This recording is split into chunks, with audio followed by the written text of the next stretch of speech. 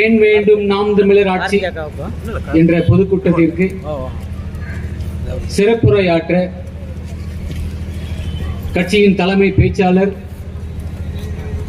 நாம் தமிழர் கட்சியின் ஊடக அடையாளம், மாநில இளைஞர் பாசறை மாநில ஒருங்கிணைப்பாளர் இடும்பாவனம் கார்த்திக் அவர்களை சிறப்புரையாற்ற அழைக்கிறோம்.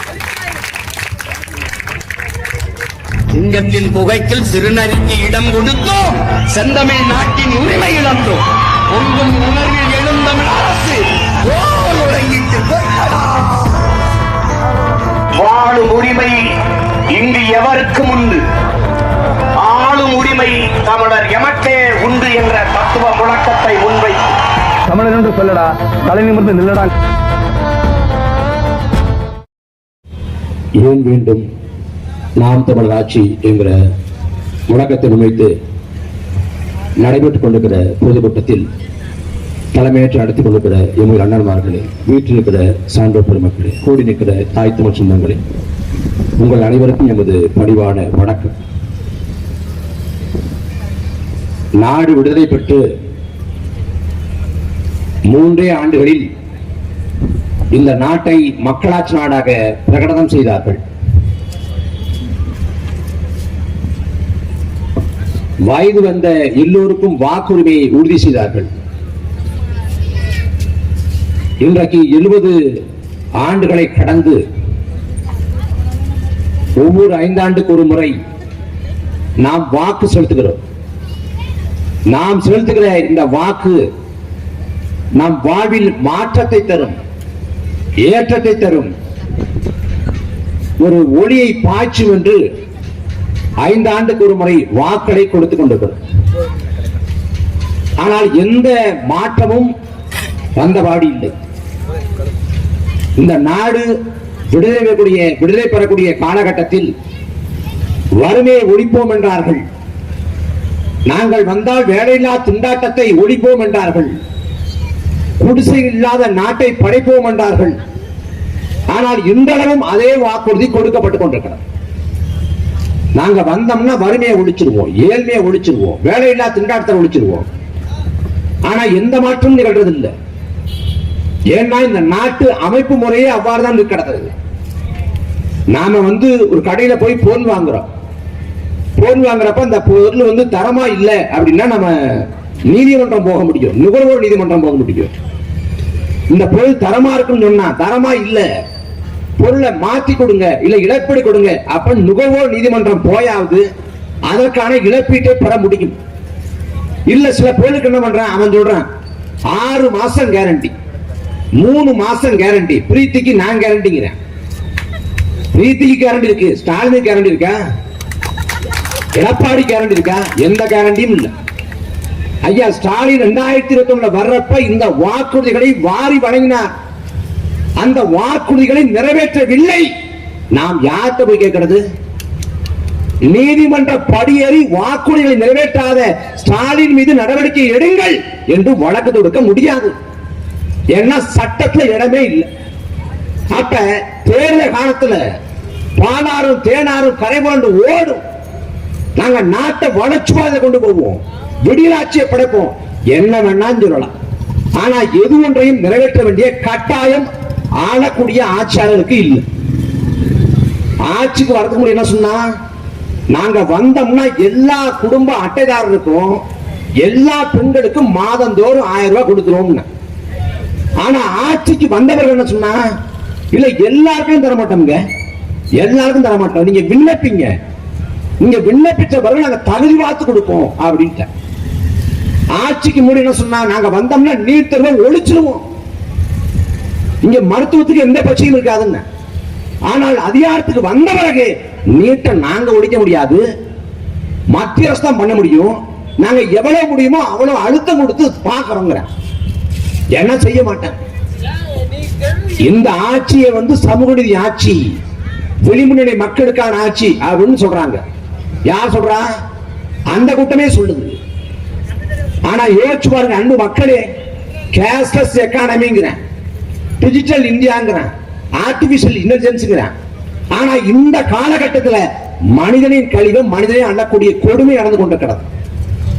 2013 மனித கழிவை மனிதன் அல்ல கூடாது தடை சட்டம் போடப்பட்டு விட்டது 2013. அப்படி மீறி அல்ல வைத்தால் 2 ஆண்டு சிறை தண்டனை. யார் சொல்றா? சட்டமே சொல்லுது.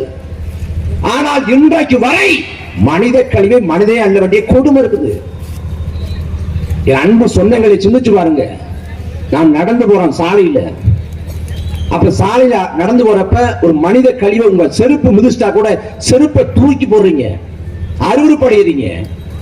இடது கையால யாரும் சாப்பிட மாட்டோம். ஏன்னா இடது கையால சாப்பிட்டோம்னா அது அவமானம் நடக்கும். ஆனா துப்புரவு பணி செய்யக்கூடிய நமக்கு சொந்தங்களுக்கு எது இடது கை எது வலது கை? 2 கையுமே ஒண்ணுதான். ஏன்னா தினந்தோறும் மலம் அடுறாங்க, சாக்கடை அடுறாங்க, துப்புரவு பணி செய்றாங்க. தீபாவளி வருது, விடிய விடிய வெடி வெடிக்கிறோம், வீதி முழுக்க குப்பையா கிடக்குது. காலையில பாக்குறப்ப ஒண்ணுமே இல்லை. யாரு சுத்தம் செஞ்சது? விடிய விடிய சுத்தம் செஞ்சது துப்புரவு பணி செய்யக்கூடிய நமது தாய்மார்கள், நமது உழைக்கும் மக்கள். அந்த மக்கள் என்ன நிலைமை எடுக்கிறாங்க? 770 ரூபாய் காசு கேட்கிறாங்க, நியாயமான காசு.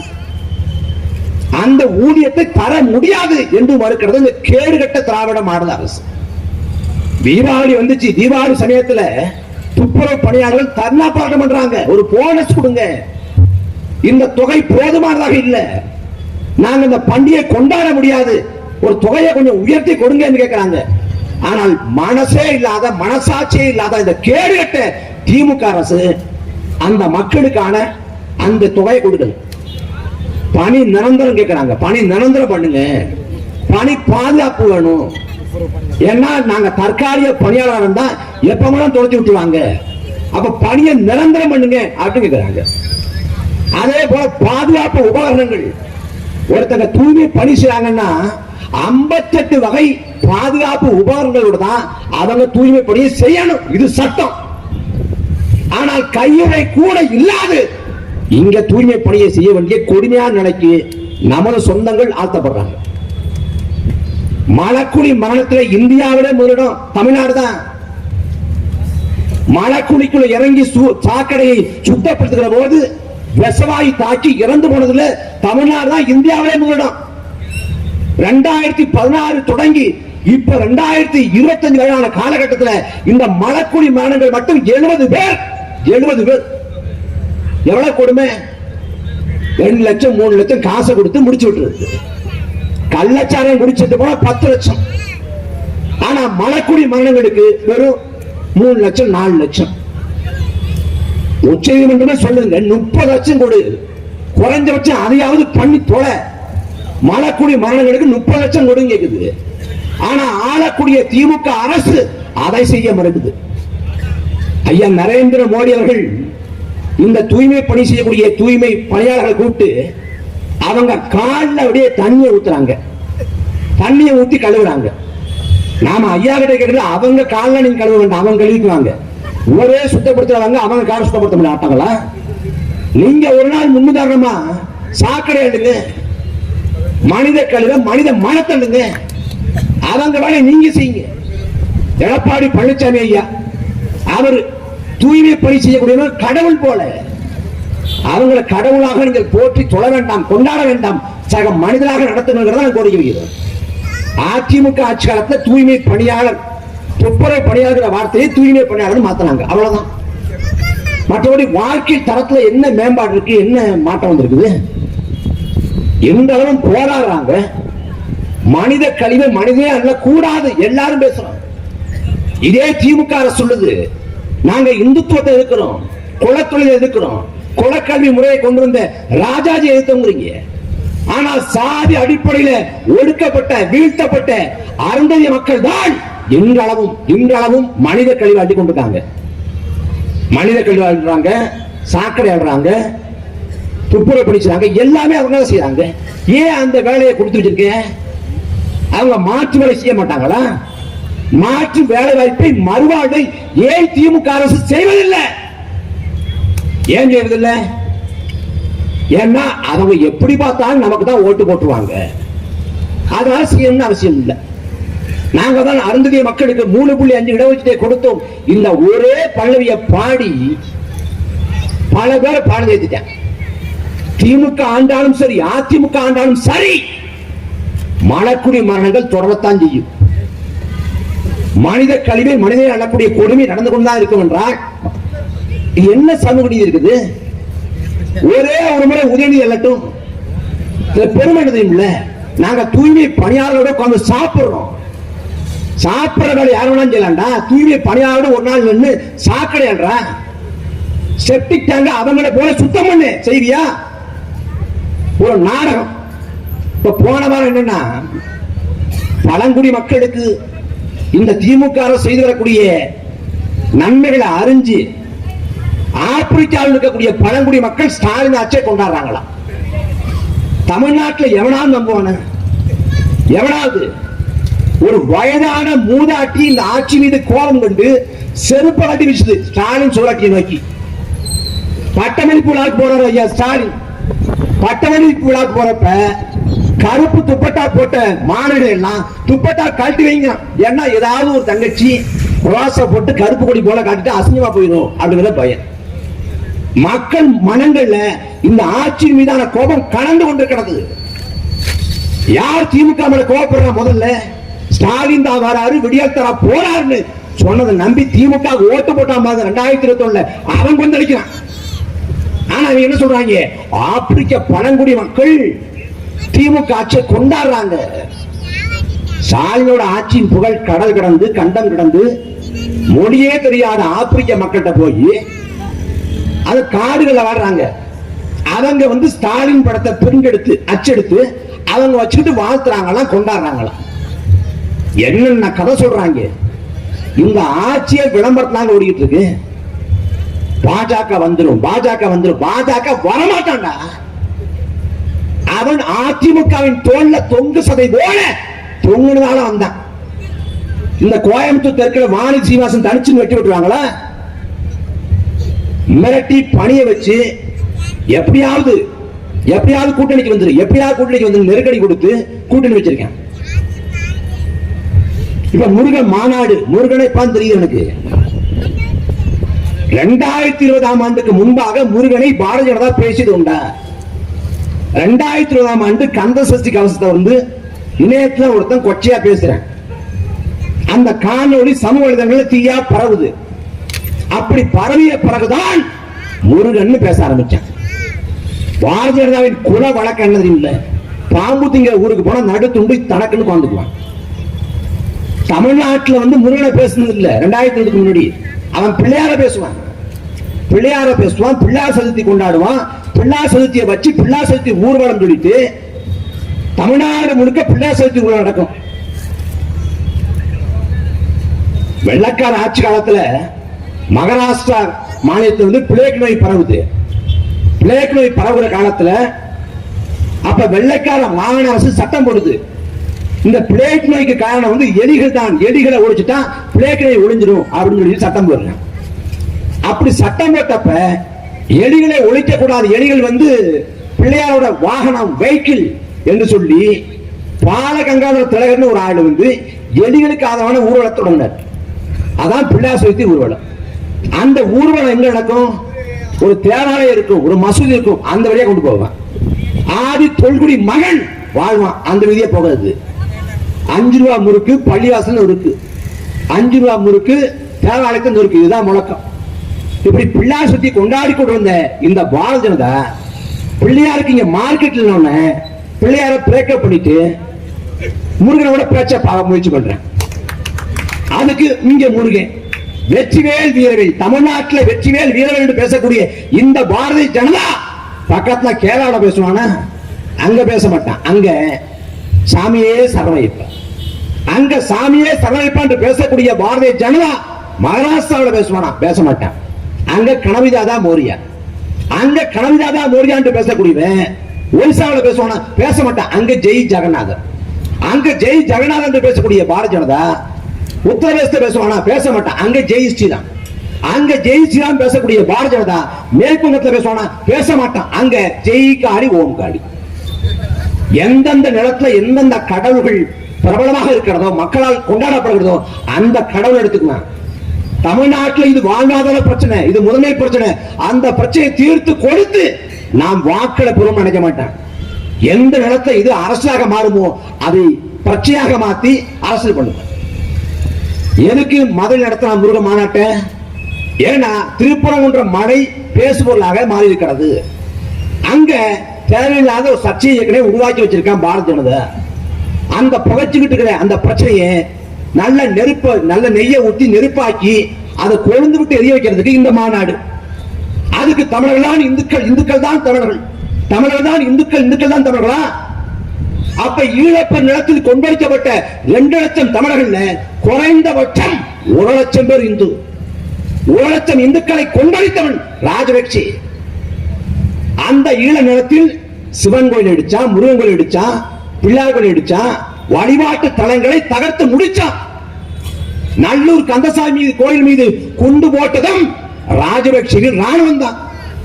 அந்த இடத்தில் இந்து கோயிலை இடித்துவிட்டு இங்கே திருப்பதி வெங்கடாசலபதி கோயிலுக்கு வழிபாடு செய்ய ராஜபக்சே வந்தபோது வழிபாடு செய்ய வந்த ராஜபக்சேவை தடுக்க கூடாது என்று சொன்ன கேடுகட்ட இயக்கம் இந்து முன்னணி, அதன் தலைவர் ராமகோபாலன். அப்ப என்ன போச்சு? தஞ்சை பெருமாள் கோயிலுக்குள்ள நாம் தமிழர் கட்சியோட மாநில ஒருங்கிணைப்பாளர் அண்ணன் ஹுமாயூன் கபீர் போனால் ஹுமாயூனுக்கு பெரிய கோயில் என்ன வழங்குகிறது? தாத்தன் கட்டின கோயிலுக்கு பேரம் போறான்டா. ஆனா ராஜபக்சேவுக்கு திருப்பதி வெங்கடாசலபதி கோயிலுக்குள்ள என்னடா இருந்து ஒருத்தன் கூட கிடையே. ஏன் அவெல்லாம் இந்து இல்லையா? கூலிக்கு வந்து மரவெட்ட ஆந்திராவுக்கு போனப்ப செம்மரக்கட்டை கடத்த வந்த கடத்தக்காரன் பழி சுமத்தி காக்கை குருவியை சுடுவது போல ஒரே நாள்ல 20 பேரை கொண்டு போட்டது சந்திரபாபு நாயுடு. இன்றைக்கு முருகன் மாநாட்டிலே பேசக்கூடிய பவன் கல்யாண் இந்துக்களை ஏன் கொண்டளித்தீர்கள் என்று சந்திரபாபு நாயுடு நோக்கி பாரா பேசுவாரா? காவிரியில தண்ணி கட்டி போராடுறோம், தண்ணி தர முடியாது, கர்நாடகம் மறுக்கிறது, சண்டித்தனம் செய்கிறது. காவிரியில தண்ணி வரனால வாடிய பயிரை கண்டு வாடி தற்கொலை செய்து கொண்டு தமிழ்நாட்டு விவசாயி சாகிறான். இந்துக்கள் செத்து போயிட்டான்னு ஒரு நாளாவது பாஜக போராடிது உண்டா? தமிழ்நாட்டு இந்துக்களுக்கு தண்ணியை கொடுங்கள் பாரதிய கேட்டது உண்டா? எங்க கேட்டிருக்க? மீன் பிடிக்க போறப்ப நடுக்கடலை வச்சு கொலை செய்யப்படுறானே மீனவே, என்றைக்காவது கொந்தளித்தது உண்டா? என் இந்தியன் கொலை செய்யப்பட்டான், இந்து கொலை செய்யப்பட்டான் என்று கொந்தளித்தது உண்டா? கோபம் கட்டது உண்டா? ஒண்ணும் இல்லை, ஒரு கர்மாந்திரம் இல்லை. ஒரு மாசத்துக்கு முன்னாடி நீங்க பண்ண அடிச்சாட்டியம் இருக்குல்ல, பாகிஸ்தானோட போர். ஆமாம் போர். பாகிஸ்தானை சும்மா விட மாட்டோம், பாகிஸ்தானை துவம்சம் செய்வோம் எல்லாம் பேசினேன். நான் என்ன நினைக்கிறேன், காஷ்மீரோட இதயம் போன்ற பகுதி பகல்காம். அந்த பகல்காம் வந்து ஒரு சுற்றுலா இடம். காஷ்மீர் நிலம் முழுமைக்கும் உளவுத்துறையாலும் ராணுவத்தாலும் காவல்துறையாலும் எப்போதும் கண்காணிப்பு இருக்கக்கூடிய ஒரு நிலம். அந்த ஊர்ல பகல்காம்ல எப்படி தீவிரவாதி உள்ள வந்தான்? அவன் உள்ள வந்து 36 பேரை கொண்டு போக வரைக்கும் உளவுத்துறைக்கும் காவல்துறையும் ராணுவம் என்ன பண்ணி இருந்துச்சு? அவன் உள்ள வந்தப்ப நீ தடுத்து அவனை சுட்டியா? அவன் சுட்டு கொண்டு போனவராது அவனை சுட்டு கொண்டியா? நீ ஒண்ணும் செய்யல. அவன் சாவகாசமும் வந்து சுட்டு கொண்டு போயிட்டான். போன பிறகு நாங்க பாகிஸ்தானோட போர் செய்யறோம். போர் செஞ்சல, போர் செஞ்ச போது ஏன் போரை நிறுத்தினாய்? டொனால்ட் ட்ரம்ப் சொல்லிட்டாரு. அவன் யாரா என்ன டொனால்ட் ட்ரம்ப் சொல்றதுக்கு? யார் டொனால்ட் ட்ரம்ப்? அமெரிக்காவோட அதிபர். சண்டை இந்தியாவுக்கும் பாகிஸ்தானுக்கும்னா டொனால்ட் ட்ரம்ப் சொன்னதுக்கு நீ ஏன் எடுக்கிற? இல்ல தீவிரவாத முகாம்களை அடிச்சு முடிச்சிட்டோம், பயங்கரவாதிகளை கொண்டுட்டோம், நோக்கம் நிறைவேறிச்சு, போற நிறுத்தம் சொல்லி நியாயம் இருக்குது. டொனால்ட் ட்ரம்ப் சொல்லிட்டா நிறுத்திக்கிறேன்னா இப்ப எங்கடா போச்சு? 56 மார்பு எங்க போச்சு? 56 பறந்த மார்புக்காரர் எங்கே போனார்? என்ன பதில் இருக்கு? நீ பாகிஸ்தான் மீது கோபம் கொள். அந்த தீவிரவாதி அந்த நாட்டை சேர்ந்தவன்னா அவனை அழித்தோடி கைது கொண்டு வரவேற்கிறோம். ஆனால் இந்த போர் முடிந்து விட்டது என்று அறிவிச்சீங்கல்ல, தாக்குதல் முடிந்து விட்டது அறிவிச்சீங்கல்ல, அந்த 36 பேரை கொண்ட அந்த கொலையாளி பயங்கரவாதி என்னானா? அவனை கைது பண்ணியா இல்ல சுட்டு கொண்டியா? அவன் என்னானா? அந்த கேள்விக்கு என்ன பதில் இருக்கு? ஒரு பதிலும். ஆனா அதை வச்சு 1 மாத கால அரசியல் நாங்கள் ஒருவரையும் சும்மா விட மாட்டோம். அவர்கள் கற்பனையில் எட்டாத தண்டனை கொடுப்போம். யார் பேசுறா? நரேந்திர மோடி. எங்க பேசுறாரு? பீகார் சட்டமன்ற தேர்தல் பரப்பு இல்ல. பகல்காம்ல 36 பேர் கொன்னுட்டான். காஷ்மீருக்கு போக துப்பு இல்ல. பீகார்ல இன்னும் தேர்தல் பரப்புல பேசுறாரு. அப்ப என்ன அர்த்தம்? செத்து பிணமாக விழுந்தாலும் சரி, அந்த பிணத்தை வச்சு அரசியல் பண்ணுவான். அந்த கேடுகட்ட கட்சி இந்த பாரதிய ஜனதா. 2019 புல்வாமா அந்த இடத்துல தாக்குதல், ஒரே ஒருத்தர் 350 வெடிமருந்தோட வந்து வெடித்து சிதறி செத்து போனான்.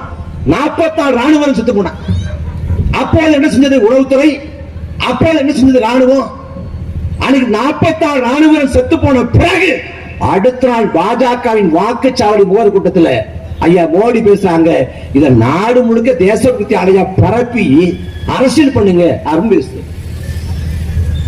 இந்த பாரதிய ஜனதா எதுக்குன்னு சொல்லிதான் திமுக அரசியல் பண்ணுது. இந்த பகல்காமில தாக்குதல், பயங்கரவாதி தாக்கல் நிகழ்த்திட்டான். பாகிஸ்தான் மீது தாக்குதல் அப்படிங்கிற கருத்துருவாக்கம் வந்தப்ப முதலாக இந்தியாவோட கொடியை ஏந்திக்கிட்டு பேரணி போன பேருடைய யார் தெரியுமா? தமிழ்நாட்டின் முதலமைச்சர் ஸ்டாலின். இந்த பகல்காம் தாக்குதலின் போது, அதுக்கு பிறகு நடந்த பாகிஸ்தான் மீதான தாக்குதலின் போது பல கேள்வி எழுது. எந்த கேள்விக்கும் பதில் இல்லை. ஆனா மோடி மிகச்சிறப்பா செயல்பட்டாருங்க. மோடியோட வீர பராக்கிரமத்தை வந்து சொல்ல வார்த்தைகள் இல்லை அப்படின்னு உலக அரங்கில போய் பாராட்டுவை வாசித்தது யார் தெரியுமா? திமுகவின் நாடாளுமன்ற குழு தலைவர் கனிமொழி. நரேந்திர மோடி அம்பலப்படுத்த வேண்டிய வேளையில் பன்னாட்டு அரங்கில போய் மோடியில் புகழ்படுறார் அம்மையார் கனிமொழி. அப்புறம் எங்கடா பாஜக எதுக்குறீங்க? நீங்க எங்க பாஜக எழுத்தீங்க? உதயநிதி ஸ்டாலினை நோக்கி அமலாக்கத்துறை நெருங்குது. நெருங்கும் தெரிஞ்ச உடனே 4 ஆண்டுகாலமாக நிதி ஆயோக் கூட்டத்தில் கலந்து கொள்ளாத ஐயா ஸ்டாலின் உடனடியா முதல் விமானத்தை டிக்கெட் போட்டு கட்டிட்டார். அங்க போய் மோடியை வச்சுக்கிட்டு ஐயா ஸ்டாலின் பேசுறாங்க. மோடியோட தொலைநோக்கு பார்வையை பாராட்டத்தக்கது. நாட்டை வளர்ந்தனாக மோடி மாற்றிக் கொண்டிருக்கிறார். சொன்னது யார்? ஸ்டாலின். மோடி தொலைநோக்கு பார்வை பாராட்டத்தக்கதுன்னா நாட்டை வளர்ந்த நாடா மாத்தி இருக்காரு. எங்க மாத்தினாரு? பண மதிப்பிழப்பு 2016 கொண்டு வந்து நாட்டில் பொருளாதாரத்தை அதல பாதத்தை அளித்தார். அதுக்கு பிறகு ஜிஎஸ்டி கொண்டு வந்தான். நாட்டில் உள்ள சிறு குறு தொழில் முடிஞ்சு போச்சு. நாட்டின் பொருளாதாரம் சுதந்திர இந்தியாவில் இல்லாதவருக்கு அடி வாங்கிருச்சு. பணவீக்கம், வேலையில்லா திண்டாட்டம், வறுமை, ஏழ்மை. ஒரு நிறுவனம் வர்ணிக்கிறாங்க இந்தியாவோட ஏழ்மையை சொல்றதுக்கு. ஒருத்தன் சாலையில போறான்னா 5 ரூபா பிஸ்கட் பாக்கெட்டை வாங்கணும்னா நின்று யோசிக்கானா வாங்கலாமா இல்ல இந்த காசை கொண்டு போயிடலாமா அப்படின்னு. ஏன்னா 5 ரூபா பிஸ்கட் பாக்கெட்டை வாங்க மக்கள் யோசிக்கிறாங்க. ஏன்னா காசு இல்ல. அத்தியாவசியம் உள்ளாட. அந்த உள்ளாடுகளை வாங்கணும்னா இப்ப வாங்கலாமா இல்ல அடுத்த மாசம் காசு வரப்ப வாங்கிக்கலாமா இல்ல அடுத்த மாசம் வாங்கிக்கலாம்னு அந்த முயற்சியை தள்ளி போடுறாங்க. ஏன்னா அவ்வளவு வறுமை, ஏழ்மை, வேலையில்லா திண்டாட்டம். நாங்க ஆட்சிக்கு வந்தா 2 கோடி பேருக்கு வேலை வாய்ப்பை பெற்றுத்தரோம்னாரு நரேந்திர மோடி. ஆனா ஆட்சிக்கு வந்து 11 ஆண்டாயிடுச்சு. எத்தனை பேருக்கு வேலை வாய்ப்பை பெற்றுக் கொடுத்தார்? எதுவும் இல்லை. கேட்டா என்ன சொல்றது? சுதந்திர நாள் வருதா, நீங்க இந்தியாவோட தேசிய கொடி ஏத்துங்க. குடியரசு நாள் வருதா, இந்தியாவோட தேசிய கொடி ஏத்துங்க. சரிங்க, நாங்க இந்தியாவோட கொடி ஏத்துறோம். நீங்க என்ன ஏத்த போறீங்க? நான் பெட்ரோல் விலையை ஏத்துறேன், டீசல் விலையை ஏத்துறேன், முடிஞ்சா கேஸ் விலையை ஏற்றி விட்டுறேன். நீங்க தேசிய கொடி ஏத்துங்க. இந்துக்களை வீதிக்கு வாருங்கள். யார் சொல்றேன்? பாரதிய ஜனதா. எப்ப நரேந்திர மோடி ஆட்சிக்கு வந்தாரோ அன்னைக்கே எல்லா இந்துக்களும், முஸ்லீம்களும், கிறிஸ்தவர்களும் எல்லாரையும் வீதிக்கு வந்துட்டான். புதுசா வீதிக்கு வாங்க. வானதி சீனிவாசனுக்கு எதுக்காக ஓட்டு போட்டீங்க? இந்த 4.5 ஆண்டு காலத்துல வானதி சீனிவாசன் இந்த தொகுதி மக்களுக்காக செஞ்ச அரும்பெரும் காரியம் என்ன? என்ன காரியம்? எதுக்கு பாஜக ஓட்டு போட்டீங்க? பாரதிய ஜனதா இந்திய நிலத்துக்கு எதுக்குங்க? 11 ஆண்டு காலம் கொடுத்துக்கோங்க இந்தியாவை. 11 ஆண்டு காலம். இந்த 11 ஆண்டு காலத்துல நாட்டை வளர்ச்சி பாதைக்கு கொண்டு போனாரா? இல்லை. நாட்டை பேராபத்துக்கு தள்ளிட்டாங்க. நாடு முழுக்க மத பூசல், மத சண்டை, தேவையில்லாத கலவரம், பிரச்சனை. ராம ராஜ்யம், ராமர் கோயில் கட்டணும் அப்படின்னு கட்சி முடிச்சுட்டேன். நடந்து முடிஞ்ச 2024 பார்லிமெண்ட் தேர்தல் பரப்புரையில ஐயா மோடி பேசுறவங்களுக்கு ராமர் ராமர்னு பேசினார். கடைசியா ராமர் கோயிலை திறந்து வச்சுட்டு ராமர் கோயில் இருக்கக்கூடிய அயோத்தியை உள்ளடக்கிய பைசாபாத் பாராளுமன்ற தொகுதியில பாஜக மண்ணை கவிவிட்டது. ராமர் அரசியல் அயோத்தியில ஈடுபடல. அதுக்கு பிறகு ஒரிசாவில் தேர்தல் நடக்குது. மக்கள் கூட்டம் கூட்டமா கூடுறான் பொதுக்கூட்டத்தில். அந்த கூட்டத்தை நிற்கக்கூடிய மக்கள் சொல்றான் ஜெய் ஸ்ரீராமுங்கிறான். ஆனா மோடி என்ன சொல்றாரு ஜெய் ஜெகநாத். ஏன்னா ராமரையும் பிரேக்கப் பண்ணிட்டாங்க. வடநாட்டு ராமரே பாஜக கைவிட்ட பிறகு தமிழ்நாட்டு முருகன் எப்படா காப்பாத்துவான்? அவன் எங்காடுறா? உன்னை ஆண்டியா அவன் எப்படி ஆண்டி அணிக்கானோ அது போல உன்னை போண்டியதான் ஆக்குவான். முருகனை கையில் எடுத்து தமிழ்நாட்டில் ஆட்சியை பிடிச்சு வாங்கலாம். என்னென்ன கதை! இந்த இல்லாத பாரதிய ஜனதாவை சொல்லிங்க திமுக எல்லா அழைத்தனும் பண்றீங்க. எல்லா அழைத்தனும் திமுகவோட இந்த 4 ஆண்டுகள் ஆட்சி, இந்த 4 ஆண்டுகள் ஆட்சியின் சாதனை என்ன? ஐயா ஸ்டாலின் இந்த நாட்டு மக்கள் செஞ்ச அரும்பெரிய காரியங்கள் என்ன? வரலாற்றுல இல்லாத அளவுக்கு தமிழ்நாடு முழுக்க போதைப் பொருட்களின் புழக்கம். இன்னைக்கு செய்தியை படிக்கிறோம், ஒரு பிரபல நடிகர் வந்து போதைப் பொருளை பயன்படுத்தினா கைது செய்யப்பட்டிருக்காரு. அதே போல தமிழ்நாடு முழுக்க கஞ்சா, அபின், மெத்தபடைன் அப்படி எல்லா பொருட்களின் புழக்கமும் இருக்கு. கடைக்கோடி வரைக்கும் போயிடுச்சு. இதுல ஐயா ஸ்டாலின் போதையின் பாதையில போகாதீங்க. என்ன காட்டுக்குள்ள போயிடுறதா? 4 பக்கம், இந்த பக்கம் டாஸ்மாக், அந்த பக்கம் டாஸ்மாக் வச்சுட்டு போதையின் பாதையில போகாம எங்கிட்டு போறது? எங்கிட்டு போறது? யாரா சொல்லலாம் போதையின் பாதையில போகாதீங்கன்னு? யார் சொல்லலாம்? எந்தவித அதிகார வலிமையும் இல்லாத ஒரு சாமானியன், ஒரு கடைக்கோடி மகன் அவன் சொல்லலாம் போதையின் பாதையில போகாத, உன் குடும்பம் நாசமா போயிடும், உன்னை சீரழிச்சிடும் அவன் சொல்லலாம். ஆனால் ஒட்டுமொத்த அதிகாரத்தையும் தன் கையிலே வைத்திருக்கக்கூடிய தமிழ்நாட்டின் முதலமைச்சர் போதையின் பாதையில போகாது சொல்லக்கூடாது. போதை இல்லாத பாதையை உருவாக்கணும். அது செஞ்சாரா? போதையின் பாதையில போகாத. அப்ப டாஸ்மாக் வச்சுக்கிட்டு நீங்க என்ன வச்சுட்டு இருக்கீங்க? அதிமுக ஆட்சி காலத்தை இதே திமுக போராடியது. குறிப்பாக அம்மையார் கனிமொழி தமிழ்நாடு முழுக்க போராட்டம் நடத்தினார். இந்தியாவுடைய இளமுதிரைகளை கொண்ட மாநிலம் தமிழ்நாடு தான். இந்த மதுவா தமிழ் சமுதாயம் சீரழிந்து கொண்டிருக்கிறது. மதுபான கடையை மூடுங்கள். இதே திமுகவோட மகளிர் அணி போராடியது. கொரோனா காலத்தில் மதுபான கடை திறக்கப்பட்ட போது ஐயா ஸ்டாலின் போராடினார். வீட்டு வாசல்ல கருப்பு கொடி ஏந்தி கருப்புடை தரித்து குடும்பத்தோடு போராட்டம் நடத்தினார். மதுபான கடைகளை ஏற்க முடியாதுன்னாரு. 2016 கருணாநிதி பேசினாரு, மது குடிப்பவனை மனிதனாக ஏற்க முடியாதுன்னு. இன்னைக்கு மதுபான கடையே மூடல. 48,000 கோடி ஒரு ஆண்டுக்கு மதுபான கடை மூலமா 48,000 கோடி. அடுத்த ஆண்டு அடுத்த நிதிநிலை அறிக்கையும் போது அது 50,000 கோடியாக உயர்த்தப்படும். என்ன ஒரு வளர்ச்சி பாதை, என்ன ஒரு திராவிட மாநில அரசு. ஒரு பள்ளிக்கூடம் இருக்கு. போன ஆண்டு 95 விழுக்காடு, 95 விழுக்காடு வந்து அங்க தேர்ச்சி விகிதம்.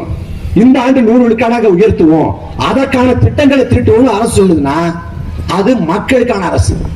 இங்க ஊட்டச்சத்து குறைபாடு இருக்கு. பிள்ளைகளுக்கு வந்து ஊட்டச்சத்து குறைபாட்டால நோய்கள் வருது.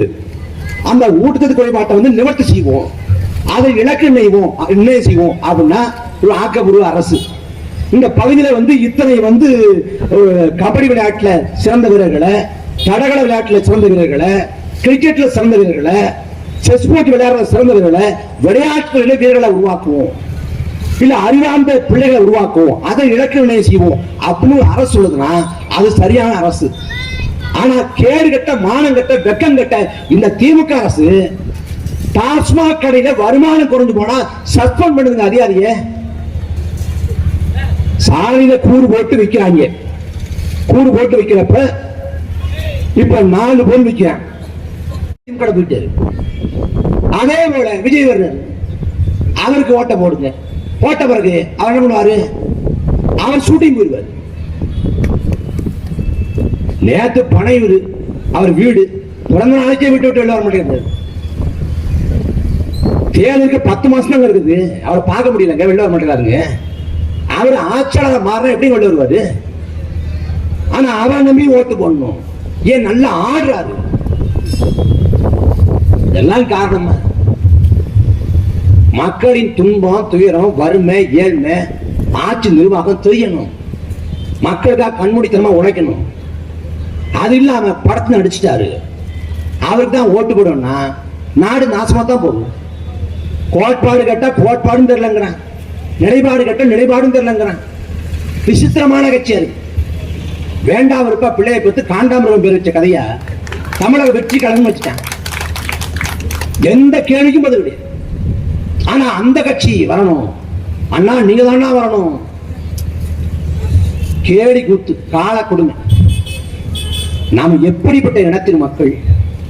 1000 ஆண்டுகளுக்கு முன்பாக இதே நிலத்தை இன்றைக்கு நாம் ஏந்திருக்கக்கூடிய புலிக்கொடி ஏந்தி இன்றைக்கு இந்தியா, இலங்கை, பர்மா, மாலத்தீவு, Singapore, Malaysia, Thailand, Vietnam, Cambodia என்று உலகம் முழுக்க வென்றவன் தமிழ் பெரும்பாட்டன் அருள்மொழி சோழன், ராஜராஜ சோழன். ராஜராஜ சோழன்கிறது பேர் இல்ல, பட்டம். அவன் பேர் அருள்மொழி சோழன். ராஜராஜன்னா ராஜாவுக்கெல்லாம் ராஜன், மன்னனுக்கெல்லாம் மன்னன், மன்னாதி மன்னன் பொருள். அவன் மகன் அரசேந்திர சோழன் மலேசியாவில் கூலி வேலைக்கு போற, மலேசியாவை வென்று விட்டு மலேசியாவில் இருக்கக்கூடிய கடாரம் பகுதியை வென்று விட்டு கடாரம் கொண்டான் என்று பெயர் கொண்டான் நம் பாட்டன் அரசேந்திர சோழன். இமயத்துக்கு போய் கல்லெடுத்து வந்தான் சேரன் செங்குட்டுவன்.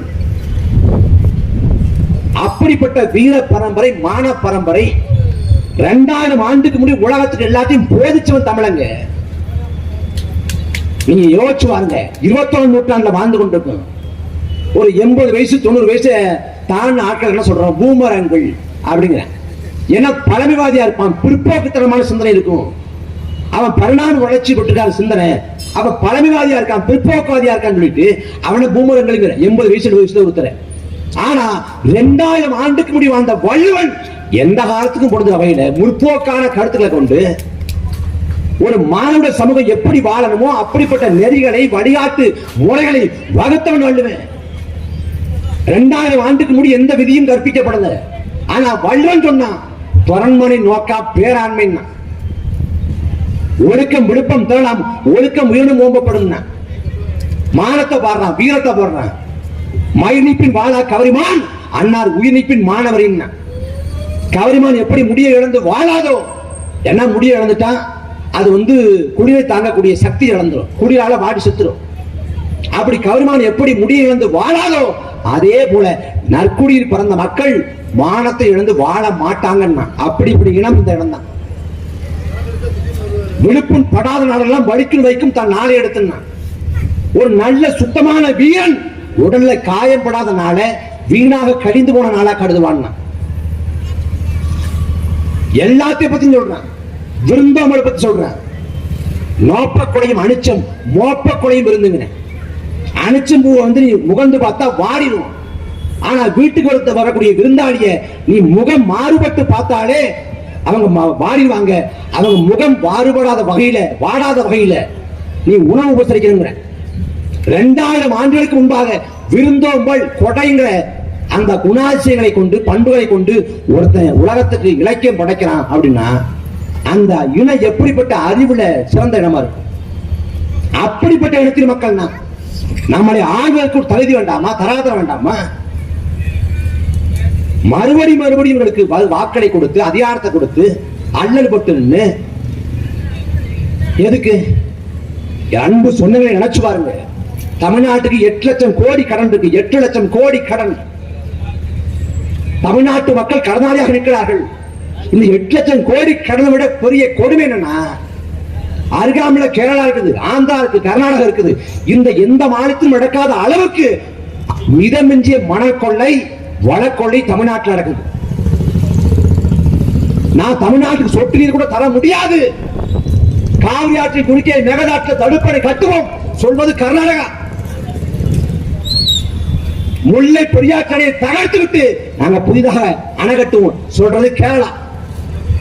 பாலாற்றின் குறுக்கே அடுக்கடுக்காக தடுப்பணை கட்டி அதன் உயரத்தை அதிகப்படுத்திக் கொண்டிருப்பது ஆந்திரா. கேரளாவும் கர்நாடகாவும் ஆந்திராவும் தமிழ்நாட்டுக்கு வரக்கூடிய நீர்வளத்தை தடுத்து அவன் அணை கட்ட துடைக்கிறான்.